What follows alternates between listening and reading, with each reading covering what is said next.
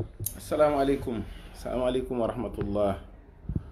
Mbokk yi ñu ngi leen di nuyu bu baax di leen ziar. Sëñ bi Mbàkke yéen a ngi ñu ngi leen di baalu àq bu baax te di leen baal àq di ñaan yàlla mu nangul nu sunu koor te bi bañ a doon sunu koor gu mujj. Yàlla may jullit àddina yépp jàmm ak i xéewal ak tawféex. noo ngi leen di ziar ci bu wér a wér ziar boo xam ne bu dëggu la ci nun di ñaan sunu waxtaan wi am njariñ. noo ngi ñaan képp ku ko déglu it liñ bëgg a leeral te mu bari lool xaw a mel ni lu mën a leer ci sa bopp. mooy li nga xam ne fan yëpp ñu ngi ñu ci interpellé muy problème mu Palestine bi ñu bëgg ci indi ay leeral tuuti rek. xam naa ne li ëpp ci bokki jullit yi wala bokki taalibe yi dañuy jàpp rek ne léeg-léeg sax day am problème boo xam ne du la ñor fekk na nga ko xamee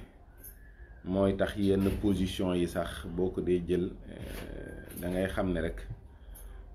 xëy na du am njariñ. li am njariñ mooy nga wax nit ñi dëgg-dëgg li xew. baax na trop nag ngay wax je suis Palestine nangam ak nangam yooyu nit ñi baaxoo nañ ko sës ci dara, waaye li am te wóor mooy histoire bu compliqué la,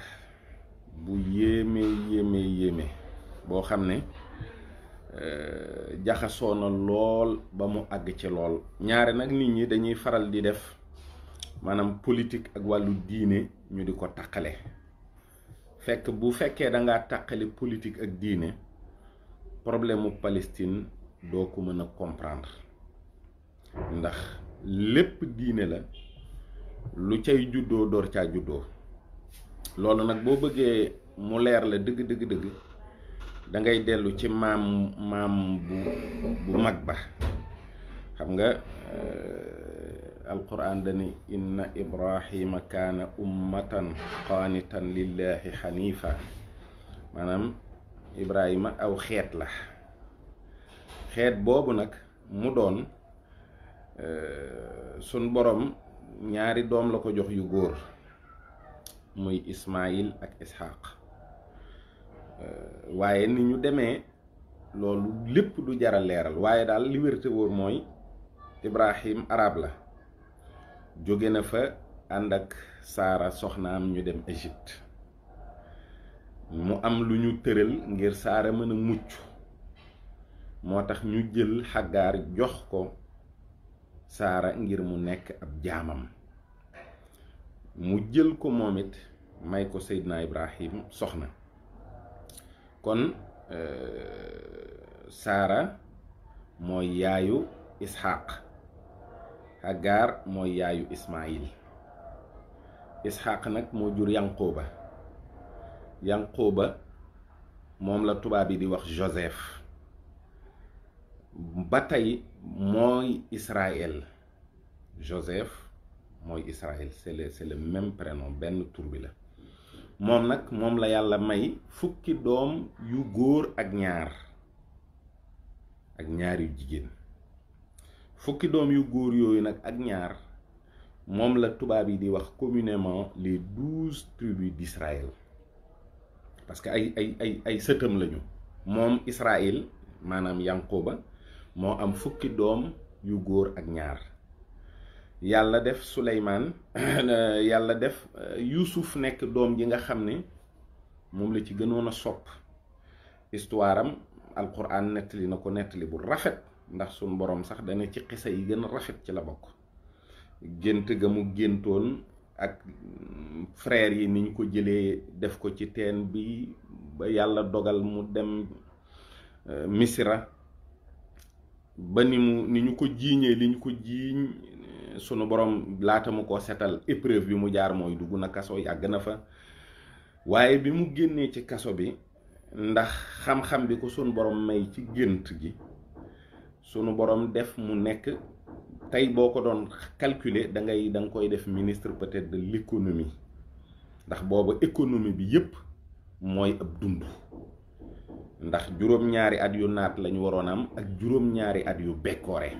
kon muy fukki at ak ñeent yoo xam ne nam ko waxee ci alquran ne moom ku li muy laaj ngir ñu jox ko ku ko xam la te ku wóor la ñu jox ko ngir ab xam-xamam ak wóoram maanaam c'était un très grand gestionnaire bi yàlla dogalee loolu am mujj na ci gàttal buuru Égypte bi tuub mujj na it bokki yahud yi yaatu fa ba noonu mu fa nekkee di liggéeyal boromam ba yàlla jële ko fi buur ba ca topp nag dafa féttirlu ba ñuy toppante ba mu agsi ci Ramsès II nga xam ne moo dajeek benn jamono ak mu yont yàlla Muusa sët la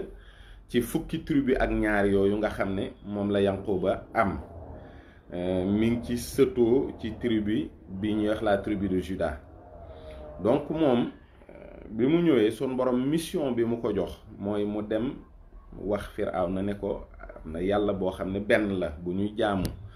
moom yàlla jooju ci la Suleymaan nekkoon ci la ay waajuram nekkoon ci la ay maamam nekkoon ci la damay juum rek naan Suleymaan Yuusuf laa bëgg a wax ba yàlla dogal mu féeteerlu moom moo jël peuple Égypte bi ci ndigalu sunu borom jéggi ak ñoom ngir yóbbu leen fi ñuy wax la Judée nga xam ne suuf soosu ci tegtalu yàlla la ko Seydina Muusa bëggoon a dëkkee ak njabootam moom ak Haaruna rakkam nga xam ne bi mu demee jël ndigali yàlla yépp dellu si nag peuple la nag boo xam ne bu terrible parce que ci ñeent fukki fan yooyu rek créé nañ fi li ñuy wax veau d'or maanaam aw nag woo xam ne ci wurus lañ ko tëgg di ko jaamu ndax booba dañ jàppoon ne ku baax ki du dellu siwaat bi ñu demee nag ba tiim suuf si ci benn mont bu ñuy wax le mont Nebo foofu la Seydina Muusa mission yem mu wàcc fa ab liggéey ñoom suuf soosu naka jekk nekkul suuf soo xam ne fa la ñu juddoo yaroo fa màggee fa fekk fa baax suuf la soo xam ne yàllaa ko tegtal yont yàlla Muusa mu jëme leen fa ba ñu fa nekkee nag dem na ba ay jëmmi jamono mu am ay jafe-jafe ndax diggante bi li ñuy wax assyrien yi ak babylonien yi ak égyptien yi mayuñu leen jàmm léeg-léeg ñii ñëw dal seen kaw ba yilif leen ba yàgg ñee ñëw dal ci kaw ñee yilif ñële ba yee ñee ñëw dalaat ci kaw ñële yilif leen loolu moo tax bi ñu mujjee nag dañ leen a déporté Babylone mooy entre moins 603 avant Jésus-Christ et moins 539 bi nga xamante ni léegi Perse yi ñoo mujj dominer babyloniens yi bañ leen dominer nag yàlla dogal ñu autoriser ña nga xam ne mooy peuple yi ñu dominer woon ñu dellu ci seen suufi cosaan ñoom ñëpp ci la yahud yi dellusee ci seen suufu cosaan boobu nga xam ne mujj na parce que loolu prophétie bi moo tax mu mujj doon seen suufu cosaan donc bi ñu dellusee foofu mu amaat loolu mooy 446 la donc moins 334 le Philippe de Macédoine moom it moom la ñuy wax Alexandre le Grand jóge Macédonie di wër nga xam ne moom ci la dem ba dominer àddina bi yépp yàlla dogal moom fanweeri at ak ñett rek la dund faatu bi mu faatoo ay généraux ñoom ñoo donn li nga xam ne mooy empire bi mu dominé woon séleucides yi nag ñoom ñoo jëloon côté bi ñuy wax la Judée nga xam ne ñoo ko yor ba jamono yi nga xam ne Antiochos VII moo fa nekk mu door a am nag benn ethnarque boo xam ne Simon la tudd c'est-à-dire prêtre juif bu mag la moo fippu ba ñoom ñu amaat benn liberté ci seen biir suuf soosu bi ñu demee ba moins 63 avant Jésus-Christ mu am une conquête romaine boo xam ne moo ñëwaat dominer leen loolu mooy contexte bi am bi Seydina Isa ibn Maryam di gane àddina waaye diggante boobu nag comme suuf soosu sunu borom moo fa tegtaloon yonent yàlla Moussa loolu moo tax premièrement mu nekk symbole pour le judaïsme parce que dafa mel ni li ñuy wax la terre promise ñoom li ñu ko jàppee mooy seen aljanna la ci kaw suuf maanaam seen mbir yépp fa lay sottee fa lay baaxee seen yaakaar yi lépp fa lay firiko bi Seydina Isa ibnu Maryam gane àddina nag fekk diggante bi itam yont yàlla Daawuda jaar na fi yont yàlla Suleymaan doomam jaar fi gannaaw gi bi Pierre bi Simon ethnarque boobu fexe ba juif yi am liberté ci la ñu fa tabax le temple de Salomon bi ñu ko tabaxee nag ba romain yi ñëw dominer leen fekk na temple bi mi ngi fi Isa ibnu Maryam gane àddina ñoom yahud yi xamoon nañu ne am na messie buy ñëw mooy li ñuy wax almasih moo tax yonent yàlla Isa bi mu ñëwee alxuraan bi mu koy tudd dane almasih Isa ibnu Maryam waaye nag xëy na yahud yi fi ñu ko doon séentoo ak ni ñu ko doon séentoo ak ni mu ñëwee moo bokkul parce que bu weesoo Moussa la ñu am ci ay yonent yépp ci seen tribu yooyu lay juddoo non seulement mais buur lay nekk mooy nguur yi nga dégg nguur Seydina Daawud nguur Seydina Suleymaan ak yu demee noonu waaye ab yonent boo xam ne kañu ko bàyyale muy Joseph le charpentier yàlla dogal na amul wërsëg way juram wu jigéen itam yàlla dogal na amul wërsëg judduwul ci famille aristocrate ñëwin ba it nekk lu kéemaane loolu dafa mel ni lu xaw a tas seen yaakaar ci ñoom parce que réforme yi mu woote maanaam Seydina Isa dafa gënoon a jege baadoolo yi ak ñi ñàkk ak ñi torox ak ñi ñu opprimé mais boobu fekk na quand même juif yi yépp dañ leen a opprimé parce que dañoo nekk sous la domination romaine donc ñoom liñ doon yaakaar ne mooy messie bi moom lay def mooy bu ñëwee daf leen di libérer sous la domination romaine loolu nag amul bi mu ñëwee wax na leen ne leen moom yooyu taxu ko jóg ba biñ koy natt ci impôt yi ñu doon fay ak lan moo tax ñu war a fay impôt daf leen a laaj ne leen pièce de monnaie bi lan moo ci ne ñu ne ko César mu ne kon rendez à César ce qui est à César et à Dieu ce qui est à Dieu ñoom it ñu jaare fa weddi ko waaye ñi ko gëm nga xam ne ci seen biir lañu sosoo ñooñu la ñuy wax nasaraan tekkiwul tubaab chrétien lay tekki yahud yi kon ci ñoom daanaka la nasaraan yi sosoo ànd ak Seydina Isa ibnu Maryam bi mu amee fanweeri at ak ñett ci la ñu ko boom bi ñu demee ba mu amaat nag fanweeri at ak ñett muy 66 après Jésus-Christ ci la juif yi jëkk a révolté wu ci suuf soosu nga xam ne mooy Judée bi ñu demee ba rébellion boobu dañ ko maate donc bi ñu demee ba 132 ci la ñu defaat beneen rébellion ñu matewaat ko mate bu metti ba pare yàq temple de Salomon bi ba mu des benn mur loolu la ñuy wax le mur des lamentations mooy fi mu ne nii actuellement mur boobu ngeen gis rek waaye nag après dañ leen a interdire Judée maanaam vers 412 ci lañ leen tere suuf sa ne leen buñ fa jaarati dàq leen tasaare leen donc à partir de période boobu amatuñu patrie nekkatuñu fenn dañoo tasaaroo yàggul dara rek sunu sang bu tedd bi feeñ muy Seydina Muhammad sallallahu alayhi wa sallam indi tawféex ak jikko yu rafet yi mu indi yépp ak jàmm ji mu indi ndax diineem ji islaam nungul sa boroom la waaye itam jàmm ji muy firi ndax yax bi lépp a ngi ci biir loolu nag tax na boo xoolee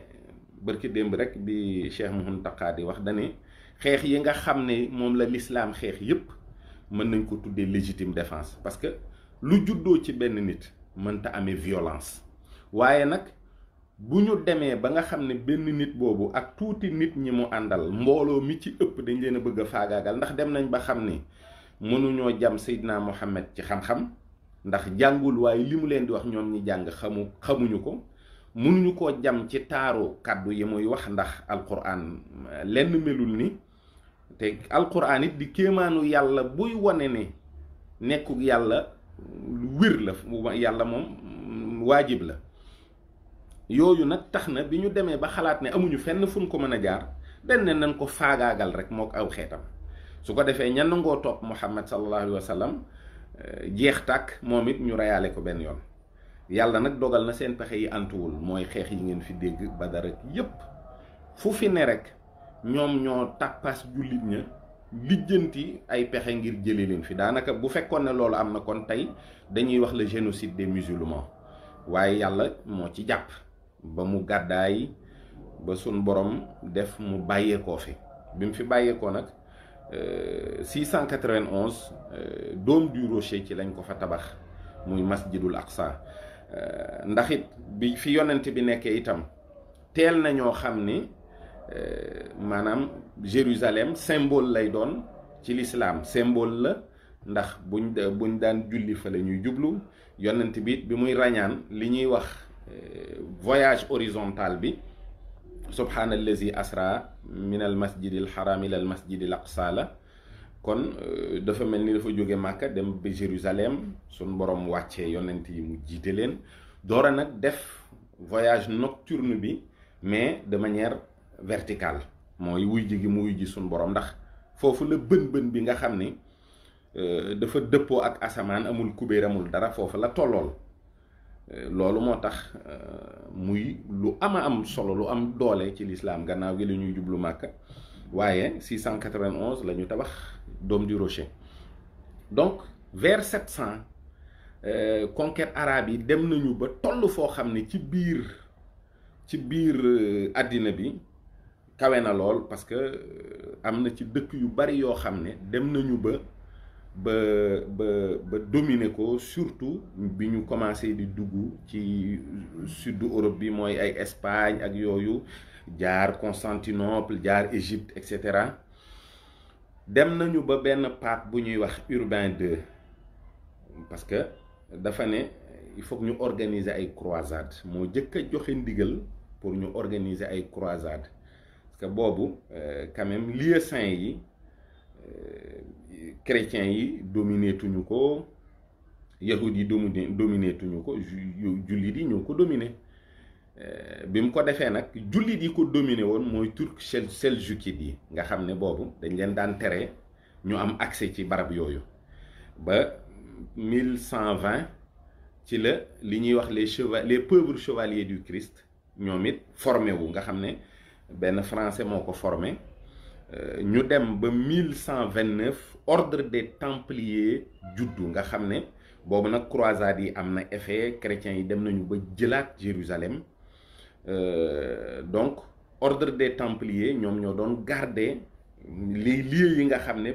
bëggoon nañu ñu wattu ko di ko sàmm ba yahud yi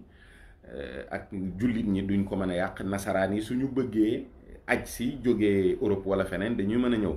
donc ordre des templiers aussi non seulement loolu dañ ko doon liggéey mais aussi boo masaan di jóge Europe di ñëw sa or sa xaalis ak say takkaay pour bañ ñu koj la ci yoon bi faagaagal la loolu moo taxoon ñu def ko ngir boo leen ko joxee soo fa jógee boo ñëwee dañ la koy mën a delloo ak seeni intérêt bien sûr donc ordre des templiers boobu bi ñu demee ba 1291 ci la mamelouk yi ñëw ay arabe lañu jël si fi ñuy wax Saint-Jean d'Acre Saint-Jean d'Acre aussi Galilée ci la bokk nga xam ne kon ñu ngi ci suuf si ba léegi templiers yi nag daw dem Chypre boo xoolee Chypre ba léegi aussi statut boobu day am c'est-à-dire répercussion yooyu mooy tax ñuy dem ba ñuy wax ne fii paradis fiscal la donc ñoom aussi roi de France bi ñuy wax Philippe le Bel dafa xëy joxe ndigal pour ñu arrêter leen ñoom ñëpp parce que boobu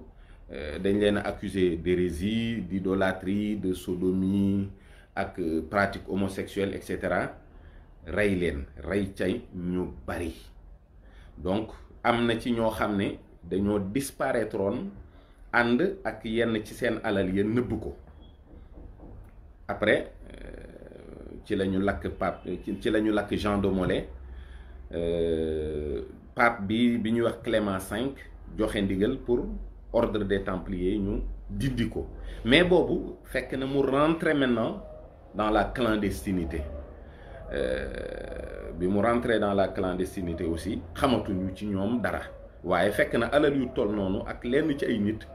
mënul disparaître noonu. Philippe le Bel nag kuwam daf ko réussir parce que commissaire yeeg préfet yi nga xam ne ñoom la joxoon lettres yi da leen ni tel jour lañ koy ubbi, c'est-à-dire le 13 octobre la leen waxoon nañ ko ubbi, nañ ko ubbeendoo ñoom ñëpp. donc looloo tax opération am yàquwul. bi ñu demee ba 1215 bon fekk na France juddu, parce que toujours dañuy wax ne France mi ngi juddu avec ce qu'on appelle le baptême de Clovis. mais 1215 li tax mu am solo mooy ci la bataille de Bouvines ci la am. bi mu amee nga xam ne buuru France bi ñuy wax Philippe Auguste dafa doon xeex ak ñu ko ëpp doole. bi ñuy xeex ak ñu ko ëpp doole ñooñu paysans yi mu amoon moom baykat yeeg néew ji doole yi wëlbatiku ànd ak moom xeex ba moom ci boppam mu gagné. donc bi mu gagné roi d'Angleterre bi ñuy wax Jean sans Terre mu dellu Angleterre.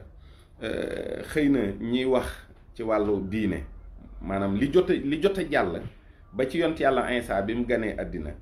yont yàlla Iisaa bi mu ganee àddina te catholique yi ak yahudi yi commencé di weddante. loolu boo delloo ci alxuraan da nga koy gis. wa qaalatil yahudu laysatil nasara ala shay'in wa qaalatil nasara laysatil yahudu ala shay'in. donc loolu mooy li nga xam ne mooy principal problème mu débat bi. mooy yahudi yi gëmuñu Iisaa ibn Maryam te yahud yi nga xam ne dañoo topp Iisaa ibn Maryam di nasaraan ñoom dañoo wëlbatiku wax ne ñii nga xam ne gëmuñu Iisaa te ñëw na ñooñu it nekkatuñ ci dara. mais bi bataille de Bouvines bi amee Jean sans Terre bi nga xam ne moo nekkoon roi d'Angleterre dafa dellu. ba mu delloo na nga xam ne suuf yi mu amoon ak li mu amoon France ak yépp da koo ñàkk. yahud yi ñoom ñoo ko woo nag ne ko parce que ñoom ñoo yor commerce bi. boobu tas nañu fépp ci àddina waaye Angleterre ña fa jotane ñoo ko ne ñun xam nañu ne taxes yi day gën a metti parce que li ëpp ci li nga amoon ci ay suuf ñu lay fay ay impôts yooyu ñàkk nga ko kon ñun rek ñoo fi sës. mais ñun ñi nga xam ne amuñu benn droit amuñu benn liberté amuñu benn statut boo ñu naree teg ay impôts di ko yokk il faut nga accorder ñu ay droit.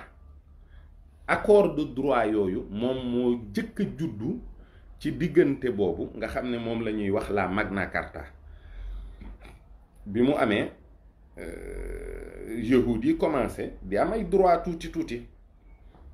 bi mu commencé di am ay droit tuuti nag benke ñenke yi moo bari parce que dañuy woo buur bi lu ci bari di ko wax ne ko lii faw nga soppi ko. boobu Angleterre li ci am solo mooy île bi kese la doonatul dara ak Aquitaine ci France mooy région bi Bordeaux nekk. mais dañ koy def buuru Angleterre yi ba Édouard Ier ñëw benke ñenke yi soof ko mu dajale leen ñoom ñëpp en 1290 dàq leen ñoom ñëpp yahud yëpp la fay génnee Angleterre ne bu fi benn yahud nekkati. bi ñu demee tuuti rek nga xam ne léegi dugg nañ ci période médiévale bi après mooy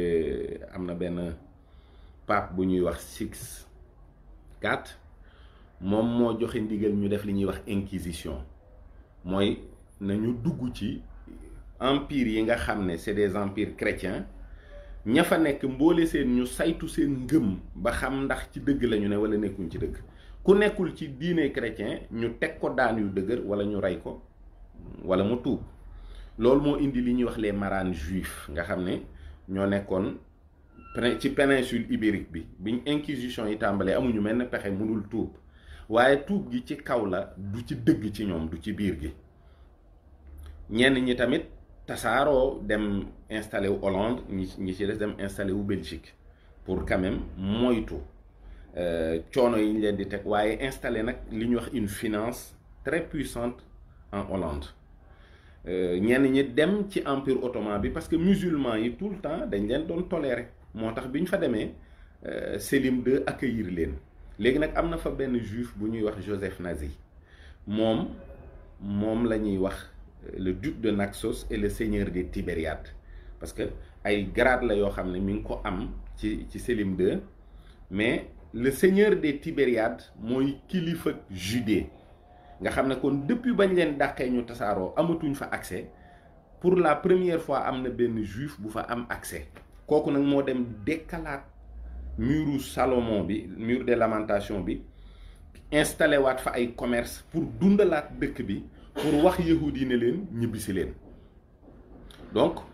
moom aussi moo financé guerre bi nga xam ne contre Philippe II benn guerre la ci biir royaume d'Espagne looloo tax Hollande dagg Belgique dagg ma ñooñu nekk ay pays yoo xam ne dañoo libre bi ñu demee ba ci kanam tuuti nag protestantisme aussi juddu na te bu juddoo parce que église bi dafa amoon ay abus souvent dañuy lëkkaloo ak le peuple juif moo tax protestants yi bañ juddoo te juif yi amoon ay moyens ak bi ñu découvrir bi Gutenberg créé nu mu tuddati imprimerie fekk Luther traduire la Bible en allemand ñoom ñoo ko imprimer mu tasaaroo bi ñu demee ba 1717 léegi nag ci le premier temple ci le première loge maçonnique juddu en Angleterre bi muy juddu ci diggante ñaari nit la juddoo mais bi mu juddoo rek ba siiw pape bi ñuy wax Léon XII daf ko condamné l'église a toujours sorti des bulles pontificales maanaam fatwa lay tollool ci ñun pour condamner la franc-maçonnerie parce que pax mi nga xam ne moom la templier ya duggoon bañ leen dàqee booba la ñu fëllaat rek mu nekk li ñuy wax société secrète yi te boobu gis nga ne ca njëlbeen nga jiiñooñ nañ leen hérésie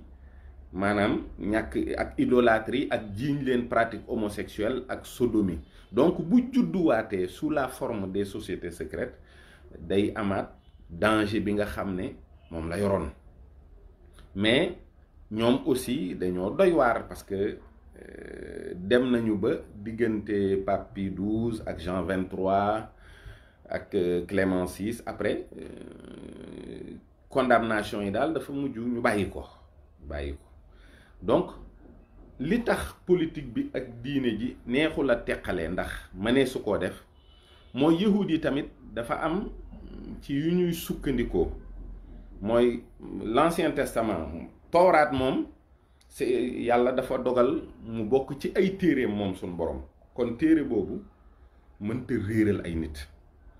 bi ñu waxee ne messie bi dina ñëw gëmuñu ko it dafa am leneen loo xam ne moo am gannaaw Seydina Isa ibn Maryam mooy li ñuy wax la Kabbale boo xoolee ci jullit ñi mi ngi tolloog tasawuf ci ñoom bu dee catholique yi la gnose maanaam c'est une xam-xam la bu xóot ci wàllu diine spiritualité de dëgg am nañu ñaari téere nag yoo xam ne Mishnah ak Gemara ñoom ci la ñuy sukkandiku di àtte li nga xam ne moom la ñuy doxal ci programme bi yahud yépp nekkuñu woon ay kabbaliste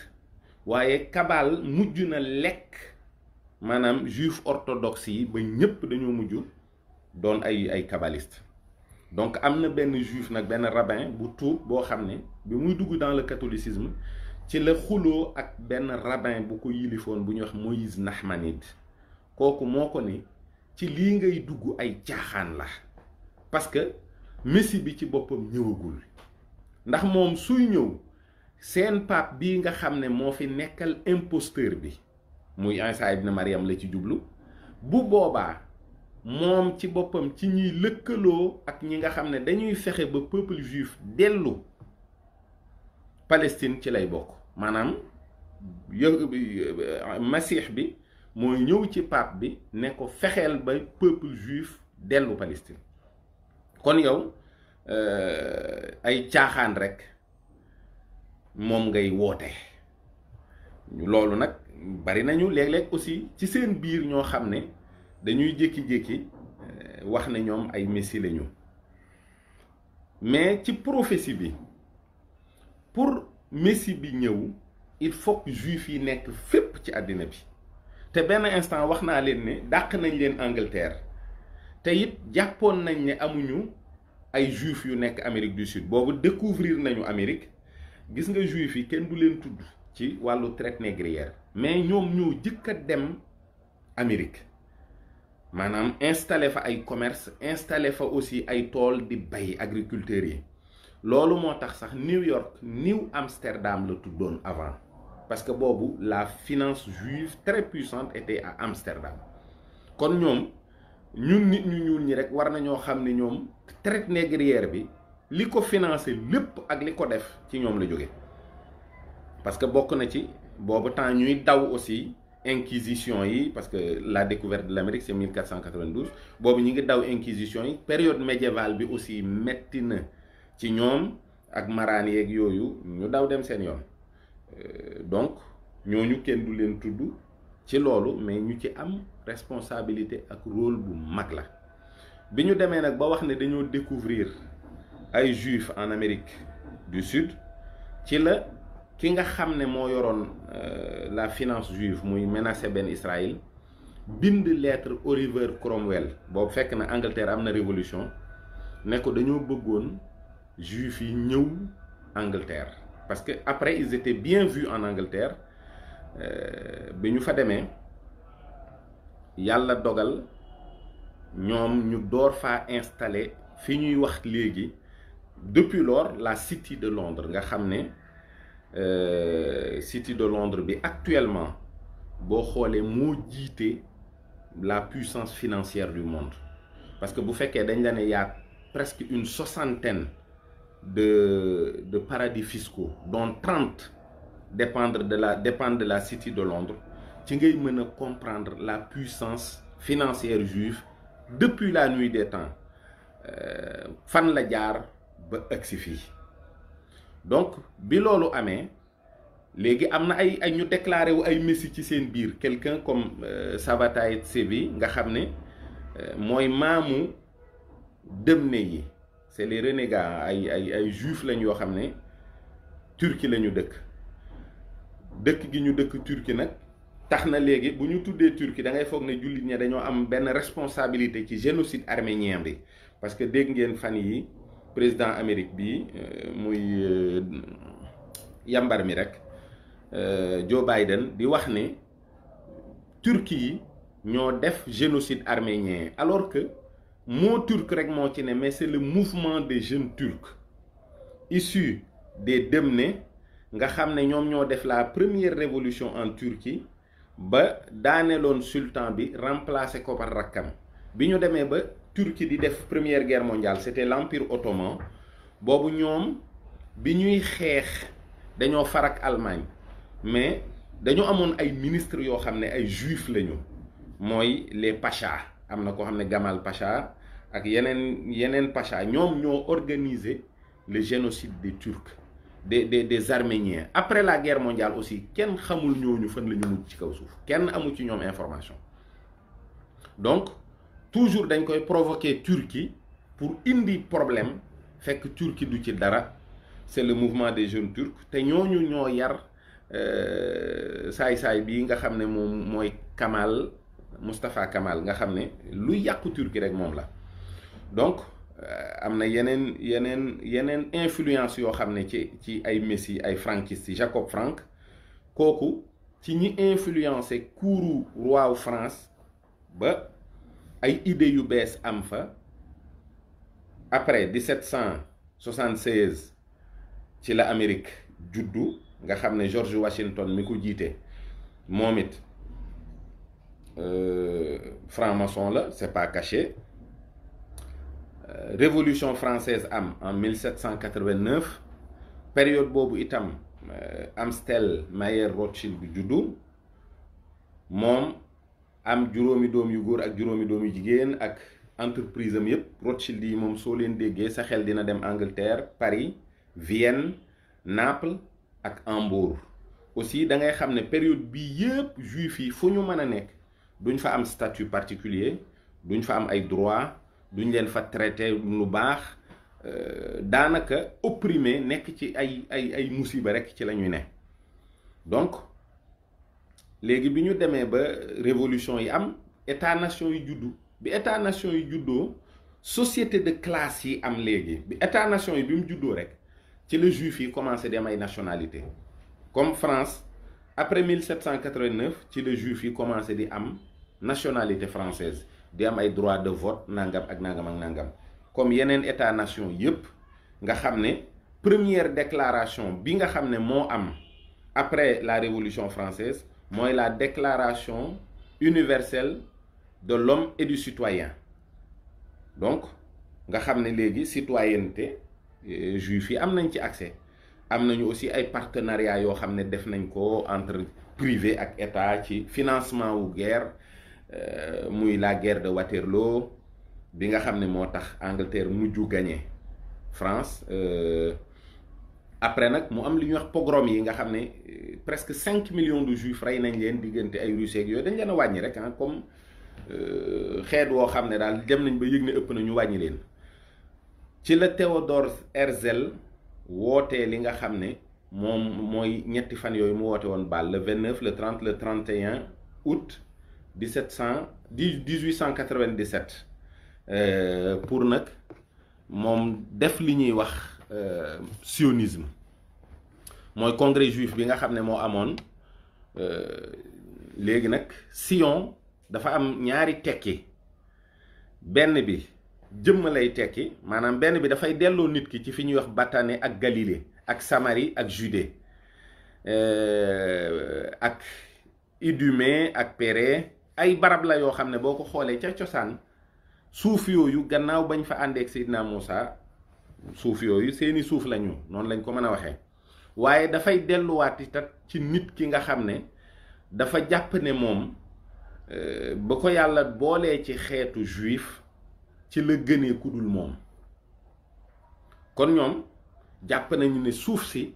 seen suuf la ndax seen aljanna la digub sunu borom la waaye ñoom it ñoo gën ci ñi yàlla bind kon loolu mooy sionisme ñaari tegtal yooyu rek la am bu njëkk bi mooy ci jëmm bi ci topp mooy ci suuf yi nga xam ne moom lay renvoyer nit ki yàlla dogal nag dafa am benn baron français aussi bu ñuy wax Edmond de Rothschild Edmond de Rothschild dafa dem jënd ci Palestine booba ci empire ottoman la bokk benn suuf soo xam ne daanaka kenn xamul ni mu toll installé fa ci bande côtière bi rek pour commencer di won juif yi ne leen yéen ñi nga xam ne ñu ngi leen di reyee Allemagne ñu ngi leen di reyee Russie wala feneen bu leen neexee mën ngeen a ñibbisi ci sama suuf si maanaam dañuy jënd nag lii dañu commencé di jënd mais bu ñu jëndee fi nga xam ne fa la arabe yi nekkoon dañ leen fay génnee bu ñu jëndee amul négocier amul dara da ngay dem loolu moo tax ñuy dem ba 1909 ñu commencé di am village benn village bu ñuy wax kibbutzim nga xam ne am nañ premier exemple benn village boo xam ne léegi village russe la yàlla dogal nag guerre ak yi ko waral guerre mondiale bu njëkk bi jaar fi bi mu fiy jaar ci la sultan Mehmed V bi nga xam ne moo jiite empire ottoman engagé wu ci guerre bi mais bi muy engagé wu ci guerre bi Ali Ben Hussein Ben Ali bi nga xam ne boobu moom la ñuy xoolee buuru Xijaas bi dafa gisante ak benn espion anglais bu ñuy wax Lawrence d'Arabie ñu waxtaan Lawrence d'Arabie ne ko dama bëgg nga fippu yaak arab yi ngeen dal ci kaw Turquie yi parce que bu empire ottoman bi daanoo dinañ leen mën a defal benn dawlatu boo xam ne mbooleem arab yi dañ ciy mën a daje moom it mu jàpp loolu moo tax ci bi première guerre mondiale amee arab yi dañoo dal ci kaw musulman turki yi parce que boobu ñoom jàppoon nañ ne après la guerre ils vont se libérer du joug turc mais ils vont aussi avoir un état-nation boo xam ne arab yëpp dañ ciy daje mais moom bi mu koy dikk Lawrence d'Arabie bi muy dig loolu Hussein Ben Ali fekk na à Paris ci benn hôtel am na benn ñaari espion benn anglais ak benn français boo xam ne c'est des officiels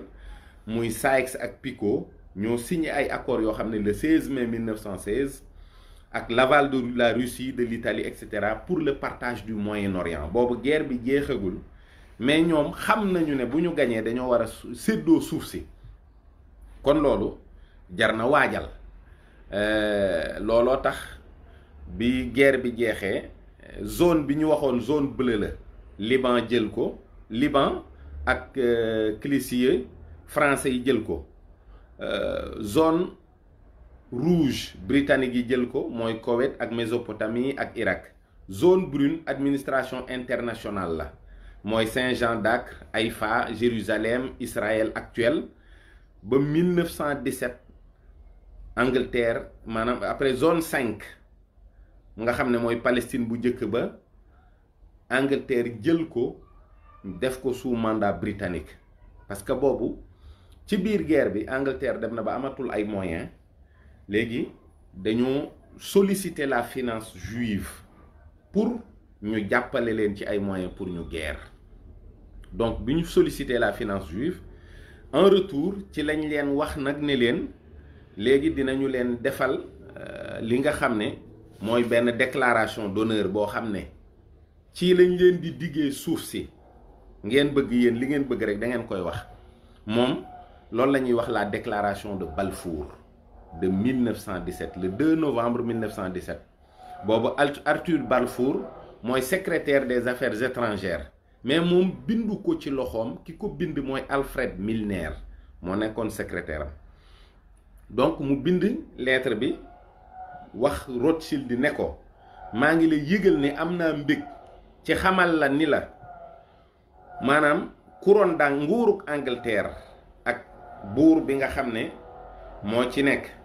ñun ñëpp jubu nañu ci digg la yéen yahud yi jaarale ko ci sa jëmm ji nga am foo xam ne moom la ñuy wax ëllëg foyer national juif palestinien maanaam xamal ko ne ko daal bu guerre bi jeexee yàlla def li ñu bëgg ñu am ko yéen it suuf soosu moom bu ñu dee séddoo àddina yi danañ leen ci tegal loxo en attendant donc ci la acte bi nga xam ne moo tax tey jii yahud yi moom Palestine juddu mooy la fameuse déclaration de Balfour après David Ben Gourion ñibbi Palestine ñi nga xam ne et puis changement du tur yi parce que dañu am ay tur bu ñu tuxoo soppi ko ak yu demee noonu waaye diggante boobu nga xam ne Angleterre nekk na di gérer le foyer national juif muy Palestine di ko gérer comme loo xam ne rek da cee tegandi loxo en attendant loolu anglais yi ñoo ko dig juif yi mu nekk nag lu yéeme di dox ba après bi guerre bi jeexee ba ñu signé traité de Versailles ba li ñuy wax société des nations juddu ñu topp problème boobu rek ndànk-ndànk ñoom ñu commencé di def ndànk-ndànk rek di naxante di récupérer suuf si te booba juif yi 5% la ñu juif autochtones yi nga xam ne ñoo nekk Palestine 5% la ñu jullit ñi 85% la ñu chrétiens yi nekk li ci des ba yàlla dogal Hitler itam jot pouvoiru Allemagne bi en 1933 donc bi mu ko jotee en 33 37 000 immigrants juifs ñoo ñibbi Palestine en 34 45 000 ñibbi fa en 35 65 000 ñibbi fa avril 1936 nag ci la révolte arabe yi explosé parce que boobu ñoom it ñoo ngi jaay seeni suuf ñu ngi jaay seeni suuf à des particuliers ñu koy jënd di leen génnee suuf si lu bokkul nag ak li nga xam ne mooy li nga xam ne ça se passe au niveau politique te empire britannique bi yor ko te empire britannique bi aussi saa bu waree affecté fonctionnaire Israël day fexe ba fonctionnaire boobu nekk juif léegi nag ci la intifada bi ci la affrontement yi commencé mooy première intifada bi ñu commencé ñoom it ak presse bi li mu ciy liggéey mooy bu ñu reyee 5 juifs rey 100 palestiniens arabes ñu ne rey nañ 5 juifs rek yem ci loolu di ko traité noo xam ne day mel ni léegi juifs yi dañ leen faa opprimer wala dañ leen faa sonal te crise économique mondiale aussi 1929 la tàmbalee loolu it lu am solo la nga xam ne kon yenn investissement yeeg yëpp nit ñi dañ ko arrêté jël ay mesures de récession Europe tamit nekkaat ci ay problèmes yu kenn xamul daanaka après cette guerre cette récession première crise boobu ci la ñu dem ba 1939 aussi deuxième guerre mondiale tàkk bi mu tàkkee nag ñu rey juif yi daanaka rey nañ ci lu mat 5 millions wala lu ko ëpp ci li ñu wax ñoom parce que loolu la ñuy wax Shoah donc léegi nag monde bi taxaw daal ne ñii en réalité il faut que ñu lijjanti kon ba ñoom vraiment ñu am foo xam ne boog dañ leen koy jox nag ndax ñoo leen ko amel ñun ñoo leen rey ñoo leen toroxal ñoo leen nangam c'est politique hein loolu la àddina bi yëpp jàppoo wax ji ba ñu dem ba 1945 51 états yi nga xam ne après deuxième guerre mondiale bi ci la ñu juddu donc muy li ñuy wax Nations Unies moom la ñu adopté le 26 juin 1945 51 états yi ci nekk officiellement mu entré en vigueur le 24 octobre dossier Israël-Palestine nag ñu teg ko ci table bi donc bi ñu ko tegee ci table bi mu ami benke ñenke ñuy dem ba mujj 1948 ñu war a voter pour jox indépendance Israël donc biñ ko voté 33 ñoo nekkoon pour 3 nekk pour contre te booba à noter l'abstention de l'Angleterre booba Angleterre dane moom farul pour wala farul pour contre alors que lépp ñoom la léegi nag au niveau de la Palestine nit ñi wax ne lépp lu ñu signé Amérique ci bic bu ñuul fii ci Palestine dinañu ko fi signé ak deret loolu tax na mbooloo mu bari ñàkk ci seen bakkan li tax pays arabes yi aussi duñu réagir mooy 1945 boobu après guerre mondiale bi Roosevelt di ñibbi après seen gise boobu mook ñoom Churchill ak yooyu dafa jaar Arabie Saoudite woolu buur bi mu ñëw nga xam ne ci benn bateau bu ñuy wax Quincy fa la ñu toog waxtaan boobu tamit Arabie Saoudite nekk dëkk bu ndaw boo xam ne toujours dafa instable parce que 1917 la ulama yi jëkk a def fatwa wax ne na al saoud yi dal ci kaw wahabit yi donc instabilité boobu moo tax bi ñu demee li ñuy wax les accords de Quincy mooy Amérique dafa saytu sécurité Arabie Saoudite 1945 ba fii ma toog di wax ak yow Amérique mooy fay Arabie Saoudite mooy fay pour Amérique yor sécurité am te boo nee Amérique it nee nga Israël rek même chose la Amérique Angleterre Israël benn dëkk la loolu moom la ñuy wax l'oligarchie anglo-saxonne donc capitale bi dëgg mooy la City de Londres parce que finance àddina bi yëpp foofu la ñu nekk kon xaalis dugg na soldat doole dugg na parce que ki nga xam ne yow da nga ko jàppee noonu magam mooy saytu sa kaaraange boo naree dal ci kawam war a mun na la dal sa kaw it mag ji du ko seetaan mooy Arabie Saoudite ak Israël ak Amérique ak Angleterre du ñu mën a réeroo yeneen dëkku arab yi tamit pareil parce que Arabie Saoudite bi ak Ibn Saoud meree parce que signé nañu déclaration acte de naissance Israël bi mu woowee doomam yi da leen ne mer mi mënta yàgg parce que américains yi ñoo yor sunu sécurité ñu nit ñi ñu wër sunuy noonu lañu kon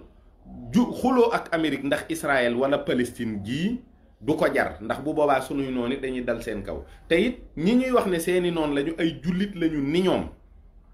donc benn état boo xam ne dans l'islam politique moo am statut état islamique dëgg mooy Iran te loolu c'est après 1978 mooy bi révolution iranienne bi amee loolu mooy la réalité parce que Khomeini au départ nit ñi xamuñu woon fi mu jëm parce que dafa wutoon ay nit wërale ko boppam ñoo xam ne ñu jàng diplomatie ñu jàng politique internationale ak ñoo xam ne dañoo jàng communication ñuy wax tubaab yi li ñu bëgg a dégg ba yàlla dogal 112 jours yi mu def neuf la le château mu jóge fa te boobu Shah d'Iran bi aussi dafa feebar après français yi am nañu information qu'il ne lui restait plus que quelques mois à vivre ñu jël ko indi ko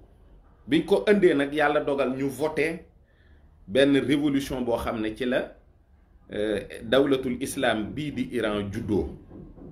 yàlla dogal mu nekk un état puissant sur le plan militaire sur le plan scientifique ak plan yépp Iran dong moo fa am solo waaye yeneen dëkk yépp amuñu benn solo ñooñu anglais yi ak américains yi ñoo leen yilif ak français yi loolu nag mooy delloo si waat li ma leen waxoon ne leen le 3 novembre 1919 bi ñuy rey 2019 bi ñuy rey Qassim Soleimani boobu ñoom d'après le messianisme juif benn état islam warul woon a nekk foofu parce que le messie Asfahan lay jógee bi ñu reyee Qassim Soleimani mu nekk provocation bu mag ba àddina sépp wax ne Iran ak Amérique ak Amérique faw dañuy guerre yàlla dogal mu deltu ginnaaw mu amee loolu sax kéemaanu yàlla la rek Turquie tamit des cendres de cet état islamique bi nga xam ne Mustafa Kemal moo ko yàqoon dafa mel ni yàlla dafa def Erdogan nekk nit koo xam ne tey ku sagal l'islam la parce que réforme yi muy jël ba ci mosquée Hagia Sophia lu gën a nekk ndam ci l'islam gën a nekk provocation aussi ci yahud yi ak nasaraan yi amul donc fi mu ne nii moom Erdogan ak dawlatul islam bii di Iran képp ñoo am taxawaay ci li ñuy wax un islam politique taxawaay boo xam ne buy bañ la buy bañ nooteelu tubaab yi di bañ nooteelu américains yi di bañ nooteelu Israël waaye du yeneen dëkk yi amuñu benn solo ils ne piperont pas un mot lu tax ñu acharné wu ci mosquée bi fi mu toll nii ak symbole l'islam bi parce que yahud yi xam nañu ne Palestine tey jii symbole la ci judaïsme waaye am na fu ñu jàpp christianisme bi li ci des mooy détruire la mosquée d'Al-Aqsa pour léegi nga xam ne Jérusalem bi ñuy yaakaar mu doon la capitale de la gouvernance mondiale dañ fay reconstruire le temple de Salomon te plan yi pare nañu ba léegi boo xoolee tamit muy franc-maçonnerie société secrète ak yooyu ak cabale bi yépp ça renvoie au même principe boo duggee Google tapé palais de justice de Tel Aviv buñ la ko wanee vue aérienne bi da ngay gis ne toujours am na pyramide am na l'œil donc ces symboles là renvoient aux sociétés secrètes mais renvoient aussi à la cabale donc li tax yeneen diine yi ak yeneen doxalin yi du ñu mën a kaas mooy organisation bii ma leen mujj wax mooy UNESCO nga xam ne moom ci banqaasi Nations Unies la bokk UNESCO ay eugénistes ñoo ko jëkk a créé muy Julian Huxley nga xam ne mook Aldous Huxley ñoo bokk ndey ak baay ñoom dañu gëm ne nit ñi ay catégorie lañu xam naa ne catégorie bi gën a bon moom mooy ñun ñii rek donc li ñuy wax éducation universelle fraternité dialogue interreligieux mooy œcuménisme xeet yooyu yëpp dafay renvoyer ci même principe mooy fexe ba dogme religieux yi dootul am mooy maanaam yàlla moom al wujudun wal qidamun summa baqa nga xam ne al muxaalafatul xalq la al qiyaamu bi nafs la yooyu dootoo ko gëm da ngay gëm ne yàlla bi ma gëm man jullit bi ak bi catholique bi gëm ak bi yahud bi déedéet yahud bi du dañuy beru à part ak bi mushrikoon bi gëm ak beneen mën nañoo dajaloo gëm benn yàlla boo xam ne ñun ñëpp dañ ciy gis suñu bopp loolu la ñuy wax œcuménisme mooy le dialogue interreligieux moo tax fondation yi organisation non gouvernementale yi koy woote ci Sénégal ak ci àddina lu leen gën a dangereux amul chaque fois dama ci dellusiwaat dama koy wax aussi fraternité bi ñuy wax ak débat yi ñuy initier ci biir l'islam nga xam ne du doon ay débat wax maanaam du doon ay débat wu islam débat wax sa xalaat lay doon ci biir l'islam te moo dangereux muy léeg-léeg débat yu philosophique wala falsafa nu teg benn hadis wala benn dogal boo xam ne sunu borom subhanahu wa taala dogal na ko ci nun nu di ci waxtaane ci wàllu xel te diine du wax sa xalaat ba ñu gëm ne jullit bi kat même bu nanguwul góor jigéen wala nanguwul yenn yi war naa mën a dëkk ak moom ci jàmm na ko ne nekk ci li nga war a nekk kii bu bëggee nekk góor jigéen na ko nekk nangam ak nangam nga xam ni jullit bi dootul def effortu combattre liy attaquer religion mais dafay mujj di subir loo xam ne day attaquer religion ba mujj gi sax daf koy far nangu jàpp ne lu normal la parce que ak ngóor jigéen même Nations Unies au départ boole wuñ ko ci woon ndax dañ jàppoon ne feebar la lu ñu war a faj la relation contre nature mais boobu c'était l'aspect politique de la chose mais aspect spirituel de la chose nga xam ne dans la pratique ci biir société secrète yi ñoom yàgg nañu xam ne ak ngóor jigéen farata la ci seen biir maanaam képp koo xam ne franc-maçon nga wala nga bokk ci Illuminati yi wala yenn société secrète yi maanaam nekk góor jigéen wala di pratiquer sodomie dafa bokk ci seeni ponk yi gën a kawe moom la ñu jagleel la déesse Chilo la déesse mère des homosexuels nga xam ne moom la Karl Marx doon jaamu moo tax sénégalais ku fi taxaw ne marxiste léniniste la war ngaa mën a tuubal yàlla te jéggalu ko am na philosophie ak yenn gis-gis yoo xam ne gëlëm rek ak ñàkkoon a xam moo tax jullit ñi di ko nangu waaye jullit ñi li ñu am te mu war a mën a sàmm seen diine mooy seen diine liy dëggal nekkug yàlla gi mooy sàkk gi mu sàkk liy dëggal nekkug yàlla gi ne inna diina indallahi l islam mooy alquran li leen tënk mooy le corpus coranique est très têtu maanaam tey munoo fexe ba soppi benn aaya alquran munoo fexe ba yokk ci ab araf wala nga wàññi ko ci ni ko yàlla di sàmmee nag jaarale ko ci ku mel ni Seexul Xadim nga xam ni li mu fexe ba ñu mokkal ko ci alquran fexe ba ñu bind ko ba tey jii bu téere bépp raafoon ñu bindaat ko ci ay loxo te dara du ci soppiku loolu dëgg-dëgg mooy li nga xam ne kaaraangeeg lislaam la li ci toppit mooy sunna ndax ni ñuy sàmmee sunna mooy dañ koy jëfe dañuy conformer wu à la sunna yàlla li mu defal Serigne Touba mooy Serigne Touba day diisul Serigne Touba ëppul yéesul teŋul déedéet boo xoolee rite bi mu tànn ci wàllu tawxiid muy ashari moo gën a jàppandi moo gën a neex te it boo ko xesee ba maîtriser kenn mënatu la def ak yow débat philosophique ba gëm loo la ne yàlla amul wala am na beneen yàlla bu dul subhanahu wa taala bii nuy jaamu boo ñëwee ci wàllu fiqh imam Malik ni mu dëgg doomoo ni mu jàppandee ci ab jullit muy dund jàpp ngiru imam Malik ba du sonn du ko yàqal ab liggéeyam wala sàkku lu lew mën a yor ak njabootam loolu itam beneen tawféex la bu dee nag ci wàllu soufisme boo xoolee tey fi soufisme mettee dëgg-dëgg loolu suñ borom dogalul mu agsi ci Serigne Touba parce que Serigne bi dafa def ni maanaam ab murit moom day doon ab jullit xàqan ba noppi mën a dund bu sell ci biir société bi maanaam day nekk benn relatif bu positif dana fi takk ay soxna dana fi am ay tool di bay dana fi am ay kër dana fi am ay doom maanaam du teeng du nekk nit koo xam ne ku aju la koo xam ne kenn du ko mën a roy kenn du ko mën a topp kenn du ko mën a toppandoo kenn du ko mën a gunge ca la mu nekk kon loolu fàgguteef bu rëy la boo xam ne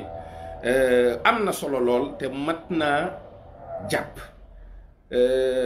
waaye li may wax rek le danger c'est l'argent xaalis mooy danger bi parce que tey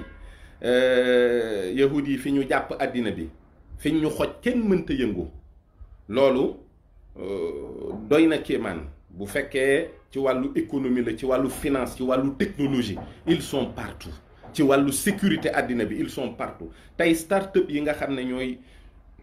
liggéey ci wàllu sécurité à travers tout le monde entier ñoom la et souvent c'est des anciens du Mossad ñoom ñooy nekk ñi nga xam ne ñoom ñoo yor ay start-up yoo xam ne wàllu reconnaissance faciale mbirum téléphonie lépp loo xam ne luy doxal àddina bi rek ci seen loxo la nekk. waaye nag boo delluwaatee ci wax ji nga xam ne moom la Cheikh Mouhamadou Mountakha wax démb bërki démb da ngay xam ne li sëñ Touba waxoon mooy li am solo mooy àddina jarul àllaaxira ñoom seen yàq-yàq yépp tànka laalul sa pas-pas te foofu la ñuy jëkkee tànka laalul sa ngëm tànka laalul sa doxalin ci wàllu diine yow mucc nga. du créer ay mouvement wala ay association naan da nga leen di contre mooy tax nga mën a leen dara da ngay nekk ci li la sa borom digal tey góorgóorlu ba conformé wu ci loolu ba it melokaan woowu nga di ko man di jàllale c'est-à-dire message la boo xam ne nit ki da koy wax ba noppi nuru ko te it ñun am nañ ci exemple bu doy ndax sëñ Touba moom 35 ans de captivité la nekk te loolu dara gënu ko metti te li mu am ci diggam ak boromam lépp ci 35 ans yooyu la ko amee kon na nu gën a góorgóorluwaat ku am kilifa na nga fonk sa kilifa ndax ñàkk kilifa mooy premier point bi nga xam ne ci la ñuy sukkandiku parce que révolution yi jëlee état nation yi